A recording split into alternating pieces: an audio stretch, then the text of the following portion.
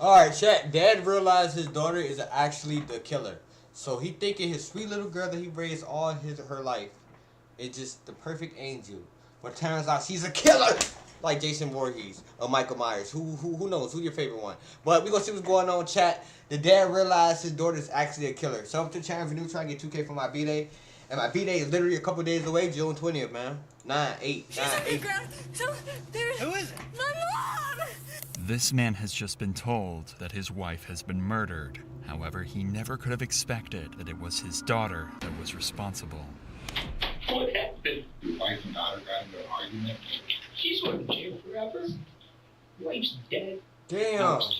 On March 3rd, He lost 2. 2020, Ohio police responded to a 911 call at an address in Akron and found Brenda Powell on the floor of her kitchen with 30 stab wounds in her neck. 30! Man, throw away the key on her ass, man. We done with her, bro. 30 is too much for your mom. I don't care if type of incident, what, 30? Her daughter, Sydney, was in the house at the time and told police this was a home invasion turned brutal murder. But even though Sydney was injured as well, there were still questions left unanswered. Things weren't adding up for the cops. Brenda was on the phone with one of Sydney's college professors at the time she was attacked, and during that call, she suddenly started screaming before the phone went dead. When he called back, the voice on the other end of the phone claimed to be Brenda, but the college professor knew this was a lie and suspected Sydney was pretending to be her mother. Fearing the worst, he called 911 and the first responders arrived in no time. So he really saved him. But hold on, why was you on the phone with that dude and not your husband?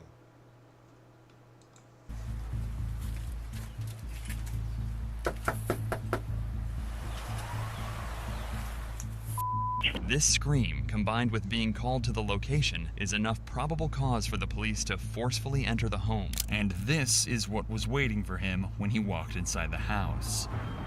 Akron Police! Oh, blood already right there. Akron Police!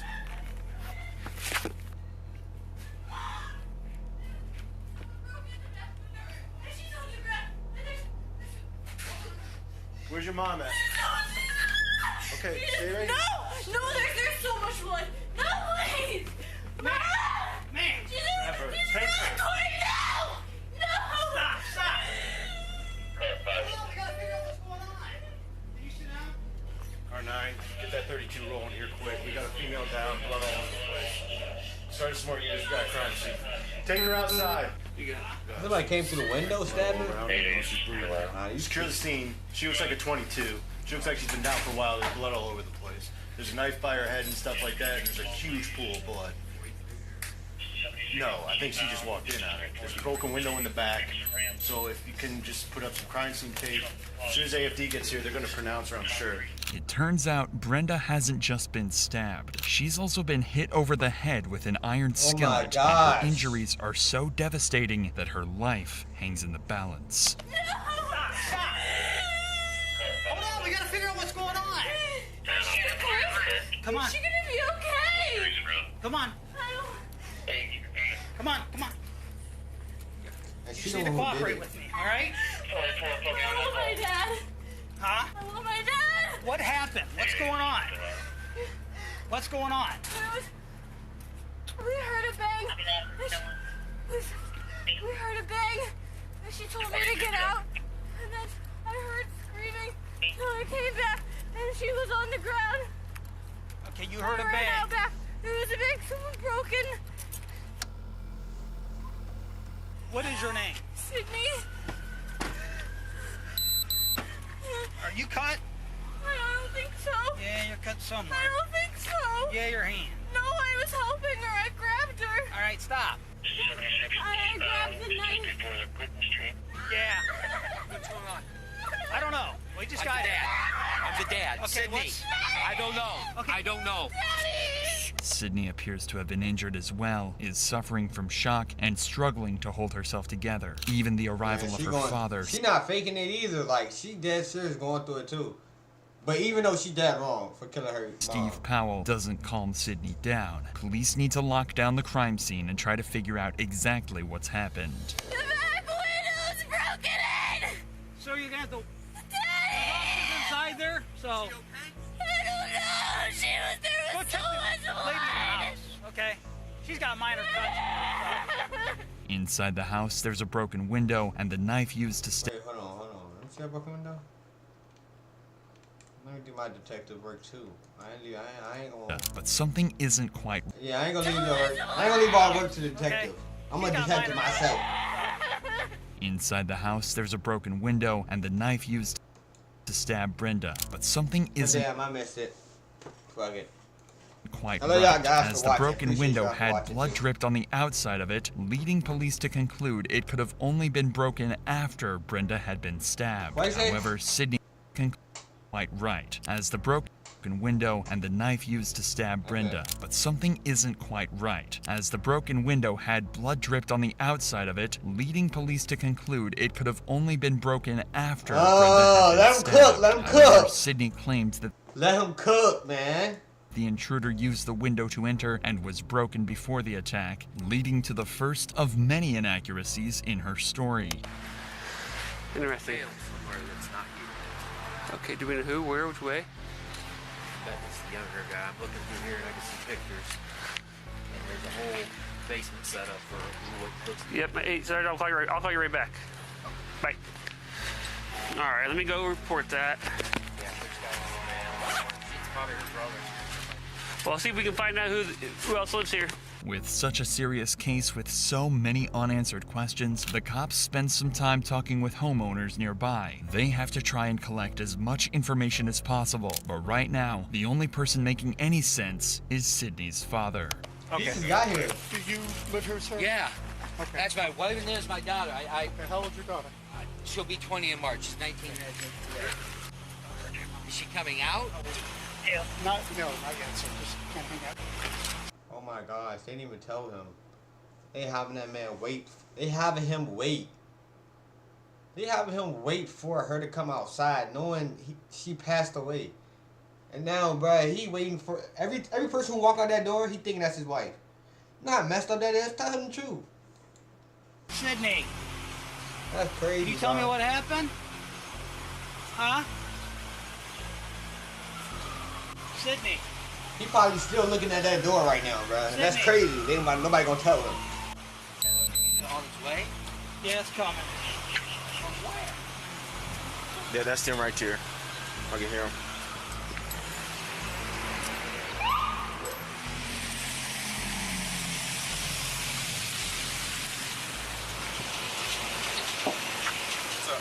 Hey, boss. Thing down there. While trying to piece this puzzle together, police speak to Steve Powell and one of Sydney's friends down at the station, in the hopes that they may be able to help them shed some light on exactly what happened. Why is he laughing But for? unfortunately for Steve, he has absolutely no idea Sydney is the attacker, or even worse, that his wife is in critical condition at the hospital and likely won't survive. Something detectives will have to break to him sooner than later. Who'd you get a call from? Oh, so she was still alive.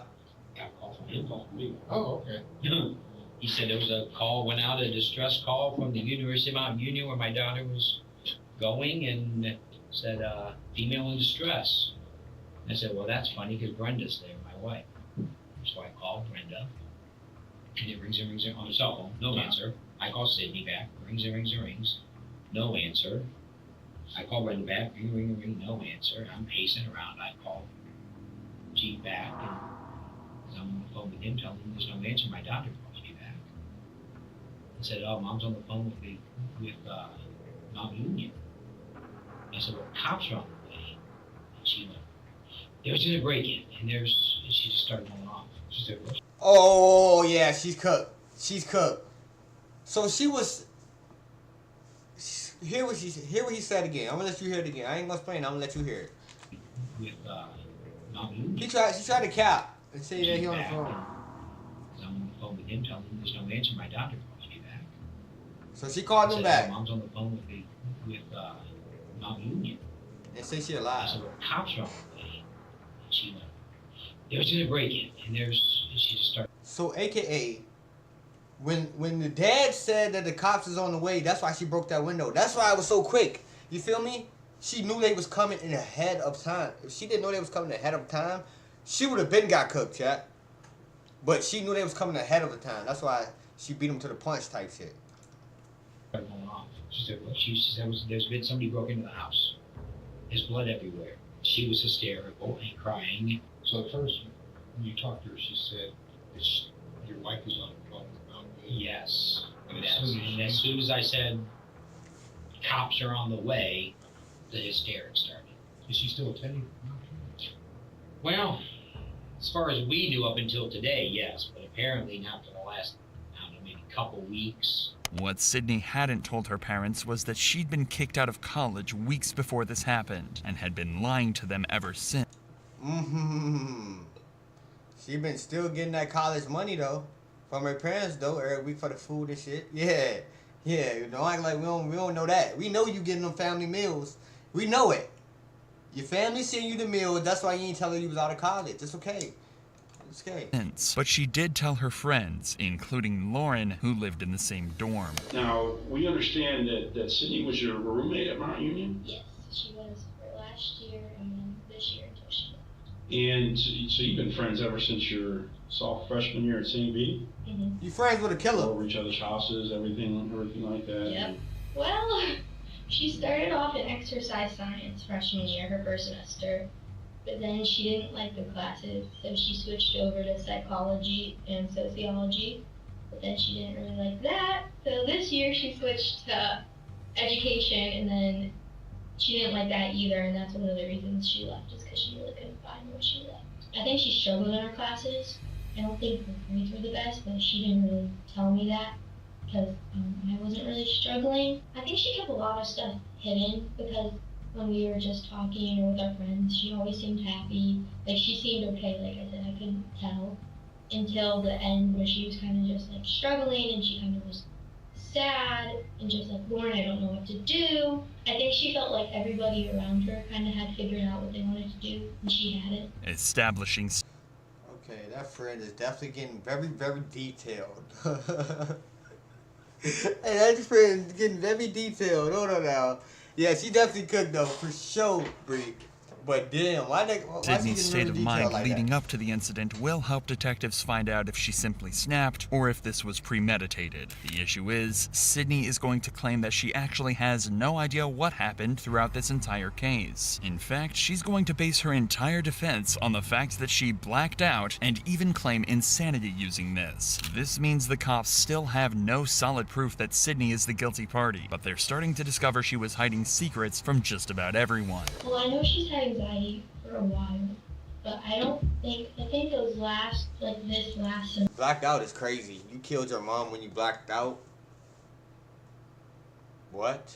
Like, started coming back in January, when it really started. Yeah, like this vid, chat. 15 likes. Because she really didn't know what she wanted to do. My friends and I were worried for her because we didn't know what was going on because she didn't tell us, and then Lauren knew something was wrong and tried to help. At first, she had no reason to doubt her and was as supportive as any friend could have been at a time like this. But even Lauren grew suspicious of Sydney's evasive behavior. I could tell she was getting more upset, like more sad. And I told her, like, I'm here, like, you can tell me, I'm here for you. If you need anything, I'm here. But she never really opened up until she was leaving and saying that she was struggling with school and that she was kind of trying to figure out what was going on, and that's when I started to try to help her. Let's talk about this. You're her best friend, and look at her. She's like, don't put that title on me. I ain't her best friend now. The roommate. Roommate, not best friend. Get your words right, officer. No, this is difficult, but tell us about her relationship with her parents. Her and her parents had a really good relationship. Like, her mom and her were best friends. Probably, like, they did everything together. Like, one of the reasons she went home was to be with her mom. They were always close. She never said anything bad about her mom. She never ever talked about having an argument with her mom. Like, I can't recall every time she'd be going home, she's like, I can't wait to see my mom.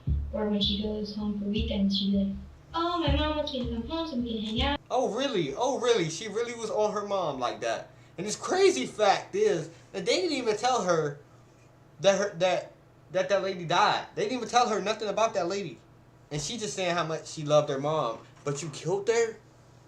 Oh my gosh, you Out, cold. watch movies. And That big cold? She loved being home. By this point, Sydney is becoming wrapped up in a lie that she's going to struggle to escape from. But instead of owning up, she decided to make out as if college just wasn't working out for her and tried to convince her parents that they could save a lot of money on college bills if she left to pursue other things. What's going on? Are you not going to school? She goes, I'm overwhelmed in school, and I don't really like what I'm doing, and it seems like it's a waste of my time and your money. I said, well, but that's all part of it. Nobody's going to tell you you need to do what you're doing when you're 20. You need to figure it out. But that's not what she told her friends. So when she's talking to you about, the problem she's having at school, did she mention that she tried talking to her parents? Yeah, I know she definitely, especially when she left, she talked to her mom about leaving. They kind of made that decision together to leave now. Like, she told them that. Lauren's suspicions were proved to be right, and Sydney was lying to her friends. But at the same time, she was also lying to her parents, who knew nothing of her problems at college until they received a phone call from Sydney's professor. So Steve and Brenda began crisis talks to find out exactly what was going on with their daughter. So I went back, I called my wife on my daughter's phone. She picks up, she was working down at Children's. And she goes, what's wrong? And I basically told her, I said, Sydney, I think the reason we can't get on is because she's unenrolled. She hasn't been going to school. Sydney became wrapped up in two sets of lies. The story she told her friends and the story she told her parents. Failing grades aren't the end of the world, and any parent would support their child through such difficult times. But it seems she thought her parents would be mad and couldn't bring herself to tell them she'd been asked to leave the college. Yeah, we asked her what she was doing, and she said she was good. Like, she acted like what we would see as normal. Like, she was laughing, she was having fun. She said she got jobs. Because she worked at the Akron Rubber Ducks. She's worked there for a couple seasons, so she was going to go back there. And then she also said she was looking for another job, and like everything was good, and she was trying to figure out like next year and all this stuff, and she was going to talk to her parents about housing. But I don't think looking for 2 jobs is a sign of everything's going good. I mean, I got 2 jobs. I mean, I got 2 extra freaking bills or something. I mean, I got another freaking... I'm not getting 2 jobs just to get 2 jobs, shawty. I'm getting 2 jobs if I have to. I'm not just getting 2 jobs. Trying to come back to now. Once she got to Miami, or anytime actually, did Sydney ever drink alcohol, or she did?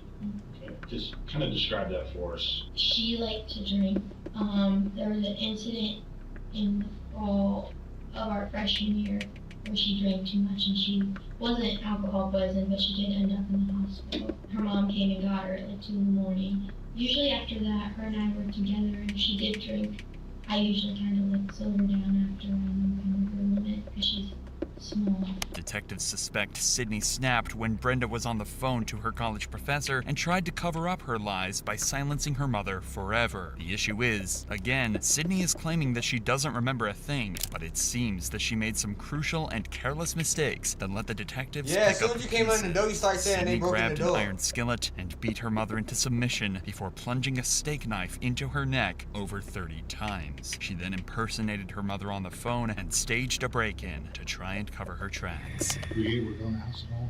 I made it in far enough to see the back finish. When you go into the front door, you come around the kitchen, you go in, you can see there's like a pass-through between the kitchen and the family room. The back of the house, I could see the right hand, there's 2 big sliding windows. I could see that window was clearly, it looked like it was busted. Went down the hallway probably about 2 feet, just you see blood all the way down the hallway. Sadly, Brenda didn't survive her ordeal and passed away in hospital. The county medical examiner came to the conclusion that Brenda had died from blunt force trauma to her head and stab wounds to her neck. They ruled her death a homicide. This left detectives to deliver the tragic news to Steve that his wife was dead.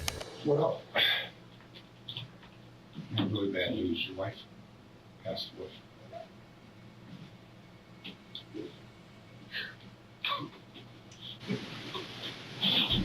Detectives investigated Sydney's claims that an intruder was responsible, but their findings didn't seem to match her story. And the evidence was painting a different picture altogether. This left detectives with one final devastating task to carry out, telling Steve that his own daughter killed his wife.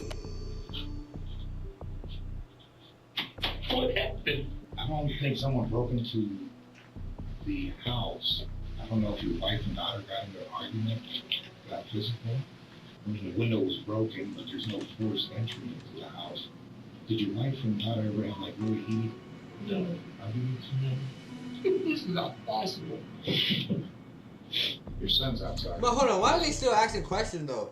It's your, like, come on, he just found out his daughter, and he found out his daughter going to jail for life, and then he found out his wife died from his daughter. Give him some time. God damn, y'all all still around him asking questions, bro.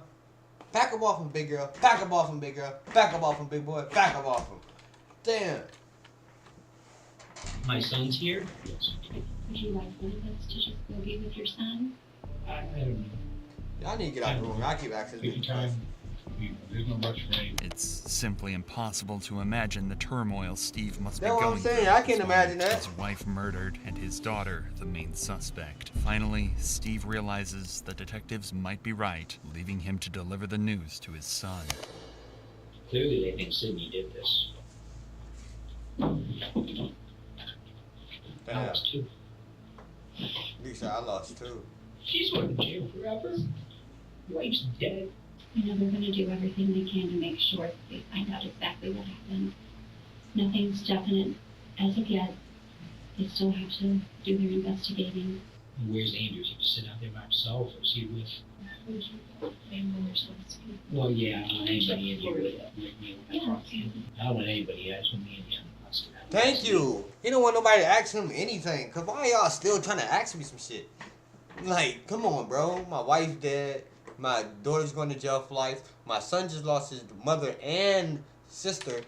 I don't know if that's his only sister, but come on. This is a W video though. You don't want to do I don't want any. I definitely like it. I just want Andrew. I don't like what happened. I just like the video. It's an interesting video.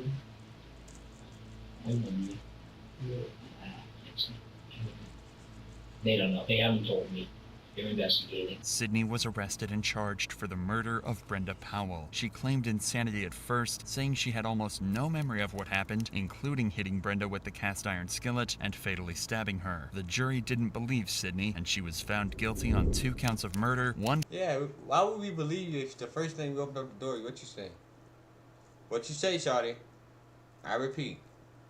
It was the break-in. Somebody came in through the window. Count of felonious assault, and 1 count of tampering with evidence. Sydney Powell was sentenced to life in prison with a chance of parole after 15 years. 15 years, you might get out. 15 years guaranteed, and then might